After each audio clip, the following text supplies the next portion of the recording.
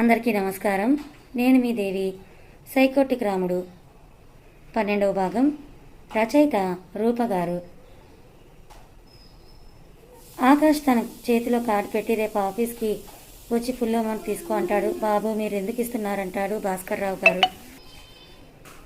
ఇప్పుడే కదా బామ్మ అన్నారుగా నేను తన మనవడినని, మరి మాత్రం చేయకూడదా? అలా కాదు బాబు, మీకు ఇప్పటికే చాలా రుణపడిపోయాము. మళ్ళీ మీ సాయం ఎలా తీసుకోగలం? రుణాలు సహాయాల గురించి తెలియదు అంకుల్. నా అనేవాళ్ళు హ్యాపీగా ఉండటమే నాకు కావాలంటూ భూమి వైపే చూస్తూ ఉంటాడు. భూమి కళ్ళు కిందకు దించేస్తుంది. సరే అంకుల్, నేను ఇక వెళ్తాను, ఇప్పటికే చాలా లేట్ అయిందని కార్ కీస్ తీసుకొని బయటకు వెళ్తాడు. శర్మ గారు కూడా సరే అమ్మగారు, నేను ఇక వెళ్తాను, ఇప్పటికే చాలా ఆలస్యమైంది. మెరుగు పెట్టాల్సిన నగలు రేపు భాస్కర్రావు గారితో పంపించిన వాటికి డబ్బులు ఏమీ తీసుకోలే అని నమస్కారం చేసి అక్కడి నుంచి వెళ్ళిపోతాడు. ఇదిగో భూమి, బాబు వెళ్తున్నాడు, బయట వరకు వెళ్ళిరా అని అంటుంది బామ్మ. సరే బామ్మ అని ఆకాష్ వెనకే వెళ్తుంది. డోర్ ఓపెన్ చేసి కారులో కూర్చొని భూమిని చూస్తాడు. థ్యాంక్ యూ సార్, మీ డబ్బులు త్వరలోనే పే చేసేస్తాను అని అంటుంది. నువ్వు పే చేసే పని అయితే 6 లక్షలు కాదు 60 లక్షలు పే చేయాల్సి వస్తుంది. చెప్పల్ల కళ్ళు తెరిచి, కానీ అంత అమౌంట్ ఎందుకు పే చేయాలి అంటుంది. ఇఫ్ ఐఎమ్ నాట్ రాంగ్, నీ వెయిట్ అదేగా అని తనని చూసి కన్ను కొట్టి, మరి పే చేస్తావా? చేసే పనైతే ఎప్పుడు అనేది చెప్పు, వచ్చి నేనే తీసుకుంటా. బైదివే నీ డ్రెస్ చాలా బాగుంది అని కారు స్టార్ట్ చేసి అక్కడి నుంచి వెళ్ళిపోతాడు ఆకాష్. ఇలా మాట్లాడుతోంది. అసలు ఆకాష్ సారేనా? మార్నింగ్ నుంచి ఈయన ఏంటి చాలా విచిత్రంగా ప్రవర్తిస్తున్నారు, మాట్లాడుతున్నారు అని అనుకుంటూ ఫ్లాట్ చేస్తున్నారా నన్ను, లేక నిజంగానే నేనంటే ఇష్టంతో ఇలా మాట్లాడుతున్నారా? దేవుడా ఏంటయ్యా నాకు ఈ పరీక్ష అని అనుకుంటూ భూమి ఇంట్లోకి వెళ్తుంది. ఇంత డబ్బు ఉండి కూడా ఈ రోజుల్లో ఎవరు ఇంతగా సహాయం చేస్తారు? ఏమైనా సరే ఈ అబ్బాయి చాలా డిఫరెంట్.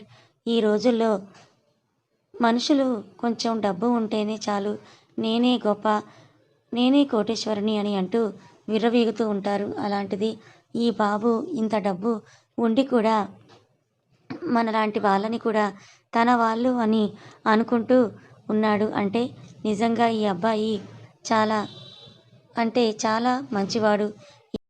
ఇలాంటి వాడు భూమికి భర్తగా వస్తే దాని జీవితం 3 పువ్వులు 6 కాయలుగా ఉంటుంది. అమ్మ ఆశకు కూడా ఒక అద్దు ఉంటుందని గట్టిగా అరుస్తారు భాస్కర్రావు గారు. నేనేమి ఇప్పుడు అంత తప్పుడు మాటలు ఏం మాట్లాడానురా? తప్పు కాకుండా ఇంకేంటమ్మా? అంత గొప్ప అబ్బాయి మనకు సహాయం చేస్తున్నాడు అంటే అది మన అదృష్టంగా భావించాలే తప్ప ఆ అదృష్టాన్ని మన ఇంట్లోని తెచ్చి పెట్టుకోవాలని మూర్ఖంగా ఆలోచించకూడదు. మన బ్రతుకులు ఏంటి, మన తాహత ఏంటి, వాళ్ళ బ్రతుకులు ఏంటి, వాళ్ళ కాళ్ళ గోటి కూడా మనం సరిపోము. అలాంటిది ఆ అబ్బాయిని భూమికి ఇచ్చి పెళ్లి చేయాలని స్వార్థపు ఆలోచన నీకు ఎందుకు వచ్చింది? నేను ఆల్రెడీ భూమికి పెళ్ళి శ్రీనుతో ఫిక్స్ చేశాను. ఈరోజు అబ్బాయి ఇంటి దగ్గర కూడా నేను ఎంక్వైరీ చేశాను. అందరూ కూడా మంచివాడు, బుద్ధిమంతుడు. అలాంటి అబ్బాయి అల్లుడుగా రావాలి అంటే అదృష్టం ఉండాలని మాట్లాడుతూ ఉంటే భూమి భవిష్యత్తు ఎలా ఉంటుందో అనేది నాకు చాలా బాగా అర్థమైంది. నువ్వు ఇప్పుడు లేనిపోని మాటలన్నీ కూడా మాట్లాడి అందరినీ బాధ పెట్టొద్దు అని కోపంగా మాట్లాడి అక్కడి నుంచి వెళ్ళిపోతాడు భాస్కర్రావు గారు. ఇవన్నీ కూడా తలుపు చాటున నిలబడి వింటూ ఉన్న భూమి కళ్ళల్లో నీళ్లు. నాన్న చెప్పేది నిజమే, తన కాలి గోటికి కూడా నేను సరిపోను. అలాంటిది బామ్మ తనతో నాకు పెళ్లి జరిపించాలని అనుకొని పెళ్లి వరకు వెళ్తోంది. ఇది కరెక్ట్ కాదు. అసలు ఆకాష్ సార్ నాతో ఎందుకు ఇలా బిహేవ్ చేస్తున్నారు? రేపు అడగాలి, దీనికి ఫుల్ స్టాప్ పెట్టేయాలి అని లోపలికి వెళ్ళి బామ్మ దగ్గర కూర్చుంటుంది భూమి.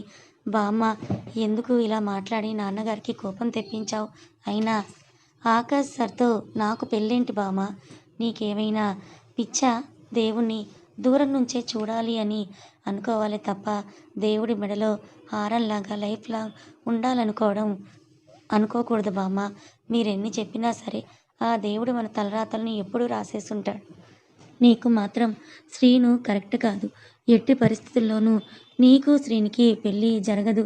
ఆ పరమాత్ముని లీలలు మీకు తెలియక నువ్వు మీ నాన్న ఏవేవో ఊహించుకుంటున్నారు. మీ ఆనందాన్ని నేనెందుకు కాదనాలి? ఒకటి అడుగుతాను చెప్పు భూమి, నిజంగా నీకు శ్రీను అంటే ఇష్టమా? సూటిగా వచ్చాయి బామ్మ నోటి నుంచి ఆ మాటలు భూమి నుంచి ఎలాంటి సమాధానం కూడా రాకపోవడంతో, చూడమ్మా, పెళ్ళి అనేది జీవితంలో ఒకేసారి జరుగుతుంది. అది మనకు నచ్చిన వాళ్ళతోనే జరిగితే మన జీవితం నిండు నూరేళ్ళు హాయిగా వెళ్తుంది. అలా కాకుండా మీ నాన్న చెప్పాడని, మీ అమ్మ చెప్పిందని, ఎదురింటి వాళ్ళు చెప్పారు అని మనకి తెలియని వాళ్ళని పెళ్లి చేసుకొని లైఫ్ లాంగ్ మనము బాధపడకూడదు.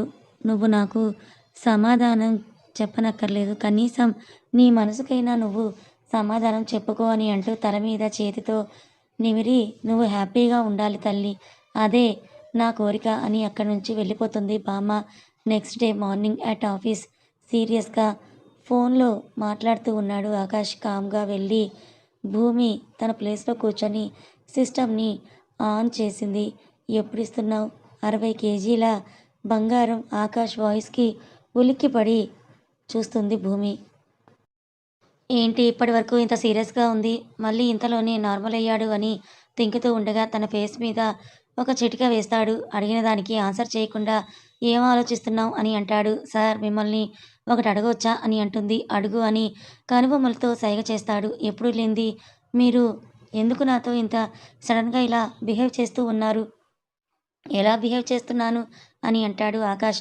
అది మీరు అని భూమి నాన్చుతూ ఉంటే, నీ మనసులో ఏముందో డైరెక్ట్గా నాకు చెప్పొచ్చు అని అంటాడు ఆకాష్. అదే సార్, నేనంటే మీకు ఇష్టం ఉన్నట్లుగా అని అంటూ కళ్ళు కిందకి వాల్చేస్తుంది భూమి. పర్లేదు, నీకు నా బిహేవియర్ అర్థమైంది అని స్మైల్ ఇస్తాడు ఆకాష్. ప్లీజ్ ఆన్సర్ మీ అని అంటుంది భూమి. ఆన్సర్ చేస్తే మరి నాకేంటని అడుగుతాడు ఆకాష్.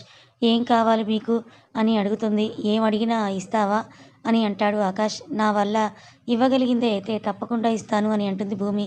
నువ్వు ఇవ్వగలిగిందే అని అంటాడు ఆకాష్. అయితే ఇస్తాను అంటుంది. పాపం పిల్లకి ఇంకా తెలీదు కదా బాబు ఏం అడుగుతాడు అని. ఇదే ఛాన్స్గా మనోడు చెప్పడం స్టార్ట్ చేస్తాడు. నిన్ను ఫస్ట్ డే చూసిన రోజునే నేను ఇష్టపడ్డాను, కానీ అది ప్రేమ అని తెలుసుకోలేకపోయాను. ఎప్పుడైతే నీకు శ్రీనికి మీ వాళ్ళు పెళ్లి చేయాలని అనుకుంటున్నారో ఆ రోజే నాకు అర్థమయ్యింది I am in love with you అని. అందుకే నా మనసులో ఉన్న మాటని నీకు చెప్పాను. నువ్వు నన్ను లవ్ చేస్తున్నావో లేదో నాకు తెలియదు భూమి, కానీ నువ్వంటే మాత్రం నాకు చాలా చాలా ఇష్టం.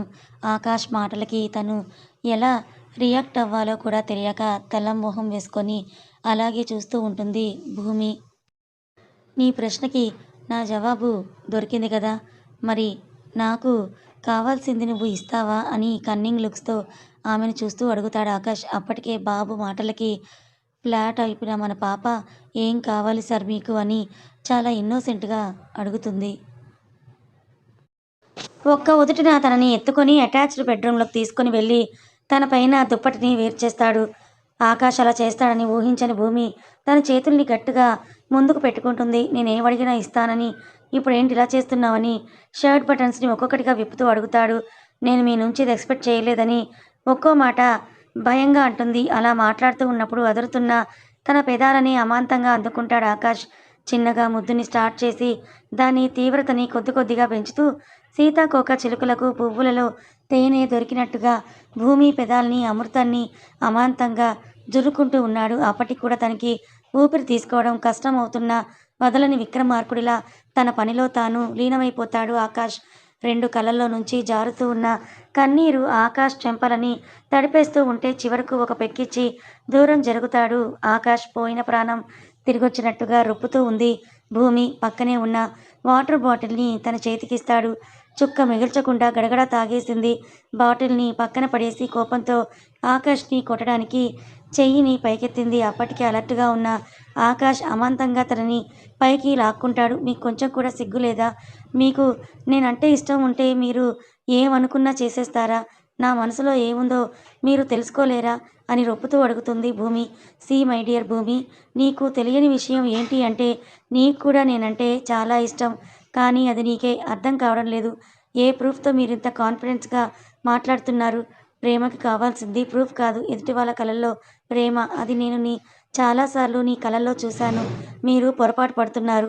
మీరంటే నాకు ఏమాత్రం ఇష్టం లేదు. అచ్చా, మరి నేను నాకు నచ్చిన గోల్డ్ ఎందుకు తీసుకున్నావు? అవి నాకు నచ్చాయని తీసుకున్నా. ఓహో! మరి మొన్న మీ ఇంట్లో స్టే చేశానని, ఆ మార్నింగ్ నన్ను చూడలేదని, ఒక్క మాట కూడా చెప్పలేదని నువ్వెందుకు ఫీల్ అయ్యావు? నేను కరుణతో క్లోజ్‌గా ఉంటే, మీ ఇద్దరు లవర్స్ అని కరుణను పూజతో ఎందుకు అడిగించావు? టెల్ మీ ఆన్సర్ అని అంటాడు ఆకాష్.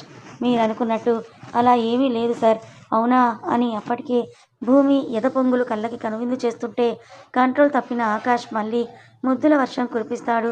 అతను చేస్తున్న చర్యకు ఆకాష్ వీపుని అల్లుకుంటాయి భూమి చేతులు. తనని చిన్నగా లిఫ్ట్ చేసి మళ్ళీ బెడ్ మీదకు తీసుకుని వెళ్తాడు ఆకాష్. చిన్నగా తన డ్రెస్ లోపలికి చేయి పొనిచ్చి నున్నటి నడుము మీద లైట్గా ప్రెస్ చేస్తాడు. ఒక్కసారిగా భూమిలో కరెంట్ పాస్ అవుతుంది. ఇహలోకంలోకి వచ్చి తను ఏ పొజిషన్లో ఉందో ఒక్కసారి చూసుకొని తన బలాన్నంతా కూడా కూడగట్టుకొని ఆకాష్ని నెట్టేస్తుంది. అదుపు తప్పిన ఆకాష్ బెడ్ మీద నుంచి కింద పడిపోతాడు. వెంటనే పైకి లేచి తన దుపట్టాన్ని తీసుకొని ఎటు వెళ్లాలో తెలియక వాష్రూంలోకి వెళ్ళిపోతుంది. కింద పడిన ఆకాష్ ఫేస్లో ఒక ఈవిల్ స్మైల్.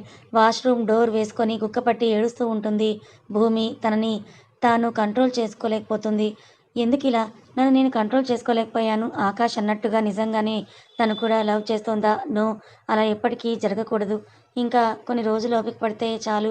ఎలానో రిజైన్ చేసేశాను కదా, అప్పటి వరకు నేను తనకి దూరంగా ఉండాలని అనుకుంటూ ఉండగా డోర్ సౌండ్కి ఉలిక్కి పడుతుంది భూమి. బయటికి రా అని ఆకాష్ పిలుస్తాడు. సమాధానం ఇవ్వదు. సరే నీ ఇష్టం, అక్కడే ఉంటాను అంటే ఉండు, నేను వెళ్తున్నా. బట్ ఒకటి గుర్తుపెట్టుకో, నా నుంచి నువ్వు తప్పించుకోలేవని అంటాడు. ఆకాష్ మాటలకి భయంతో అక్కడే ఏడుస్తూ ఉంటుంది.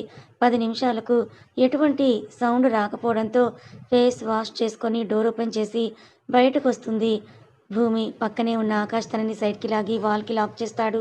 నువ్వు నా గురించి ఏమనుకుంటున్నావో నాకు తెలియదు, కానీ ఇప్పుడు చెప్తున్నాను విను. అందరిలా అమ్మాయిలతో టైంపాస్ చేసే క్యారెక్టర్ నాది కాదు. నిన్ను మనస్ఫూర్తిగా నేను లవ్ చేస్తున్నా. నిన్ను టచ్ చేయడానికి కూడా నీ పర్మిషన్ నాకు అవసరం లేదు. ఎందుకు అంటే నేను నిన్ను ఎప్పుడో నా వైఫ్గా ఇక్కడ అనుకున్నాను అని అంటూ హార్ట్ని పాయింట్అవుట్ చేసి మరీ చెప్తాడు. ఇంక నీ పెళ్ళి అంటావా?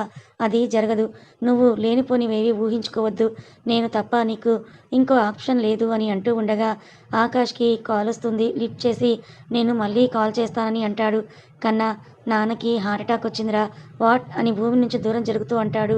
అవును కన్నా, నాకు ఏమీ అర్థం కావడం లేదు. కారులో హాస్పిటల్కి తీసుకొని వెళ్తున్నాను. నువ్వు టెన్షన్ పడకు మామ్. ఏ హాస్పిటల్ అని అంటాడు ఆకాష్. అపోలోకి తీసుకొని వెళ్తున్నాను. సరే మామ్, నేను 10 మినిట్స్లో అక్కడ ఉంటాను అని అంటాడు ఆకాష్. ఎప్పుడు లేనిది ఆకాష్ వాయిస్లో కనిపించిన కంగారుకి ఏమైందని అడుగుతుంది భూమి. తన వైపు చూసి నాన్నకి హార్ట్ అటాక్ వచ్చిందంట, అమ్మ హాస్పిటల్కి తీసుకొని వెళ్తోంది. ఇక్కడ ఏదైనా అర్జెంట్ అయితే నాకు కాల్ చేయని షర్ట్ వేసుకుంటూ చెప్తాడు. నేను కూడా వస్తానంటుంది. అవసరం లేదు అని అంటాడు ఆకాష్. వాలెట్ తీసుకుంటూ చెప్తాడు. అతని చెయ్యి పట్టుకొని ప్లీజ్ సార్ అని అంటుంది. ఎందుకో ఆ సెకండ్ భూమి చూపుకి వద్దు అని అనలేకపోతాడు. సరే కమ్ ఫాస్ట్ అని అంటాడు. చెదిరిన జుట్టుని సరిచేసుకొని దుపట్టాని కూడా సరిగ్గా వేసుకొని రూమ్లో నుంచి బయటకు వస్తుంది. అప్పటికే ఆకాష్ కరుణతో మాట్లాడుతూ ఏమైనా అర్జెంట్ అయితే కాల్ చేయని చెప్పి భూమితో కలిసి స్టార్ట్ అవుతాడు. 1/2 అవర్ వెళ్ళాల్సిన హాస్పిటల్కి 10 మినిట్స్లోనే రీచ్ అవుతారు. కార్ పార్క్ చేసి రిసెప్షన్లో అడిగి 3rd ఫ్లోర్కి లిఫ్ట్లో వెళ్తారు. అప్పటికే ధనుంజయ్ గారిని ఐసీయూకి తీసుకొని వెళ్తారు. బయట కుర్చీలో బయట చెంగుని అడ్డు పెట్టుకొని ఏడుస్తూ ఉంటారు కస్తూరి గారు. మామ్ అని పిలిచేసరికి కన్నా అని కొడుకుని పట్టుకొని ఏడుస్తుంది. మామ్ డోంట్ వరీ, నాన్నకి ఏమీ కాదు, నువ్వు ఇలా ఏడవద్దు అని అంటూ భూమిని చూసి అమ్మని చూసుకో, నేను ఇప్పుడే వస్తాను అని అంటాడు ఆకాష్. సరే అని హెడ్ మూవ్ చేస్తుంది. కస్తూరి గారిని కూర్చోపెట్టి పక్కన ఉన్న వాటర్ ప్యూరిఫైర్ల నుంచి వాటర్ తీసుకొని వచ్చి తాగిస్తూ మీరేం టెన్షన్ పడకండి మేడం, సార్కి ఏం కాదని ధైర్యం చెప్తూ ఉంటుంది. ఐసీయూ నుంచి డాక్టర్ బయటికి రావడంతో ఆకాష్ని చూసిన డాక్టర్, మిస్టర్ ఆకాష్, ఇది వరకు ఇలా ఎప్పుడైనా జరిగిందా? No doctor, this is first time. Okay, టెస్ట్లన్నీ చేస్తున్నాం, రిపోర్ట్స్ వచ్చేంత వరకు వెయిట్ చేద్దాం. డాక్టర్, డాడీ కండిషన్ ఇప్పుడు ఎలా ఉంది? Now he is out of danger. మీరు వెళ్ళి చూడొచ్చు, బట్ టోటల్ బాడీ కండిషన్ ఏంటనేది రిపోర్ట్స్ వచ్చాకే మీకు చెప్తాము. పేషెంట్ని ఎక్కువ ఇబ్బంది పెట్టకండి, వెళ్ళి చూసిరండి అని అంటారు డాక్టర్. థ్యాంక్ యూ అని చెప్పి డోర్ తీసుకొని లోపలికి వెళ్తాడు ఆకాష్. చలనం లేని మనిషిలా ధనంజయ్ గారిని చూసిన ఆకాష్ మనసులో ఏదో తెలియని బాధ. ఎక్కువసేపు అక్కడ ఉండలేక బయటికి వచ్చేస్తాడు. కన్నా, నాన్న అని అంటుంది కస్తూరి గారు. నాన్నకి బాగానే ఉంది, వెళ్ళి చూసిరా, డిస్టర్బ్ చేయకు, సరే అని లోపలికి వెళ్తుంది. అక్కడే ఉన్న కుర్చీలో కూర్చుంటాడు ఆకాష్. అతన్ని ఎప్పుడూ అలా చూడని భూమి మనసు బాధతో మూలిగింది. తెలియకుండానే ఆకాష్ కళ్ళు చెమ్మగిల్లాయి. అతను పక్కనే కూర్చొని ఆకాష్ భుజం మీద చెయ్యి వేస్తుంది భూమి. కథ కొనసాగుతుంది. మరి ఆకాష్ తన ప్రేమని భూమికి చెప్పాడు. మరి భూమి పరిస్థితి ఏంటి? భూమికి ఇష్టం ఉన్నా ఎందుకు వెనకడుగు వేస్తోంది? అసలు భూమి గతం ఏంటి? ఆ గతంతో ఆకాష్కున్న సంబంధం ఏంటి? తెలుసుకోవాలనుకుంటే ఛానల్ని ఫాలో అవ్వండి. కథ నచ్చితే లైక్ చేయండి. Thank you so much.